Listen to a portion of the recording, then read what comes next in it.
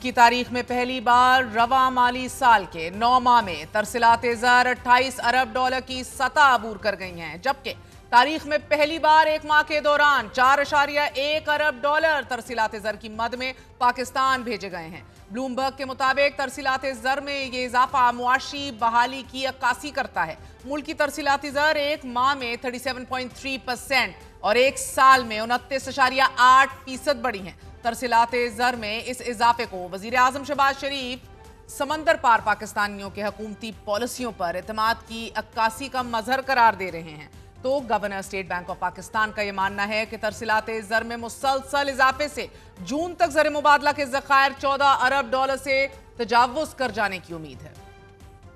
Monthly import was around $5.6 billion, 5.7 billion dollars, and out of that we had around $2.4 billion of oil imports and around $3.3 billion of non-oil imports. We have been able to maintain current account surplus for the current fiscal year, and also look at the exchange rate, which is quite stable as a result of this surplus and other policy measures which we have taken, including the exchange companies reforms. This year so far it is in surplus. So we have for the first 8 months surplus of around $700 million. And good thing is that we have been able to achieve this surplus despite substantial increase in the import. इसी हवाले से बात करने के लिए senior सहाफी Shahbaz Rana हमारे साथ मौजूद हैं। शहबाज, बहुत बहुत शुक्रिया साथ देने का। फरमाई दीजिएगा कि क्या वाकई record remittances at an all time high ये इकोनॉमिक रिकवरी का मजहर होते हैं? जी, बिस्मिल्लाहिर्रहमानिर्रहीम। इसको दो मुख्तलिफ पहलुओं से देखना चाहिए। इसमें तो कोई शक वाली बात नहीं है कि तकरीबन 4.1 बिलियन डॉलर की तरसीलात ज़र आई हैं गैर मुल्की मार्च के महीने में, जिसके अंदर एक ईद का भी फैक्टर था। लेकिन ईद का फैक्टर हर साल ही होता है, कोई नई चीज़ नहीं है। इसके बावजूद पाकिस्तान की तारीखी हाईएस्ट ये रेमिटेंसेज हैं, जिसमें अगर आप इसका ब्रेकअप भी देखें मिस महर, तो तकरीबन 1/4 जो रेमिटेंसेज हैं वो सऊदी अरेबिया से आ रही हैं और 20% इसके अलावा जो है वो मुत्तहदा अरब अमारात से आ रही हैं। तो उन एरिया से जहाँ पे हमारी लेबर फोर्स जा रही है, वर्क फोर्स हमारी जा रही है, उन कंट्री से वहाँ से रेमिटेंसेज ज्यादा आ रही हैं। क्या इसका ताल्लुक पाकिस्तान की इकोनॉमिक रिकवरी से जोड़ा जा सकता है या नहीं? एक फैक्टर इसके अंदर जरूर है कि जो रुपया है वो स्टेबल है। जब करेंसी मुस्तहकम होती है और उसका और ग्रे मार्केट का जो है वो फर्क नहीं होता, तो वो रेमिटेंसेज के लिए बहुत बेहतर होता है। जो बाहर से लोग पाकिस्तान पैसा बेच रहे हैं, उनको पता है कि ये एक ऑफिशियल रेट है पाकिस्तान के अंदर करेंसी का, जो कि आपको पता है कि बहुत अरसे से तकरीबन 280 रुपए है। अगर इसके अंदर फ्लक्चुएशन आएगी, ये कभी 290 होगा, कभी 270 होगा, तो वो रेमिटेंसेज के फ्लो के लिए बेहतर नहीं होता। जिसने पैसे रिमिट करने होते हैं वो अपनी मनी को होल्ड कर लेता है, एक चीज। दूसरा, जब बहुत ज्यादा एक्सचेंज रेट के अंदर फ्लक्चुएशन होती है तो फिर ग्रे मार्केट का जो चैनल है वो एक्टिवेट हो जाता है। तो ये जो हुकूमत की एक पॉलिसी है जिसमें बेसिकली एस्टेब्लिशमेंट का भी काफी स्ट्रॉन्ग रोल रहा है कि रुपए को उन्होंने मुस्तहकम रखा है, उसने एक मेजर फैक्टर प्ले किया है।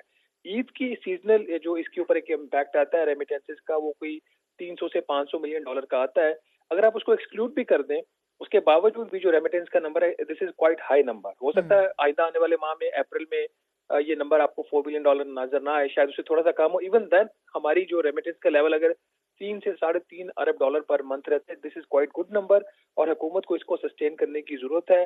अब इसके ऊपर जो व्यूज आ रहे हैं, आपको पता है कि एक तो इस पे ये कमेंट आ रहा है कि जी महंगाई बढ़ गई है तो लोग बाहर से ज्यादा पैसा भेज रहे हैं। डेफिनेटली इसका एक फर्क होता है और ये उस पॉइंट को स्टैब्लिश करता है कि जो रेमिटेंस मैं आपसे ये पूछने वाली थी कि शहबाज शरीफ साहब का ये कहना कि हमारी पॉलिसियों में ये एतमाद है गैर मुल्की पाकिस्तानियों का, not really sir, because to be fair इधर आप देख रहे हैं कि इन्फ्लेशन अगर कम हुई है तो हमारी परचेसिंग पावर भी एक आम शहरी की जो बड़ी सख्त मुतासर हुई है, रियल इनकम जो है उसकी नेगेटिव में जा रही है। सो अगर ज़रूरत ज़्यादा है लोगों की, वही जो नीड्स हैं या वही स्टैंडर्ड ऑफ लिविंग है उसको भी यकीनी बनाने के लिए you need more now. So people are definitely sending, और आपने वैलिड एक बात बताई कि चलो बिकॉज हमारा एक्सचेंज रेट स्टेबल है, बट दैट बीइंग सेड इधर जो हालात हैं, इधर जो परचेसिंग पावर है, क्या उसको मद्देनजर रखते हुए वजीर आजम का यह कहना दुरुस्त है कि हमारी पॉलिसियों में एतमाद है ये गैर मुल्की पाकिस्तानियों का?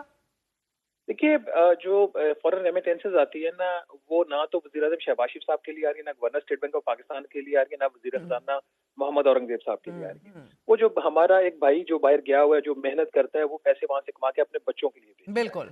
तो हम ना तो ये कह सकते हैं कि हुकूमत की पॉलिसीज के ऊपर एतमाद है, ना ही हम ये कह सकते हैं कि अदम एतमाद है। वो जो भी सर्कमस्टांसेस होंगे उसने अपनी फैमिली को उसने फीड करना है। और आपको पता है जिन हालात में हमारे ये पाकिस्तानी भाई बाहर जाते हैं, कुछ लोग अपनी जमीनें बेच के जाते हैं, कुछ अपने जो फैमिलीज के जो उनके जेवर होते हैं, ज्वेलरी होती है, उसको गिरवी रख एक के तो जा रहे हैं। इन डेस्परेशन हालात में में बेहतर मुस्तकबिल के लिए और एक तो बेहतर लेजिटिमेट मुस्तकबिल ड्रेन भी तो है। बिल्कुल।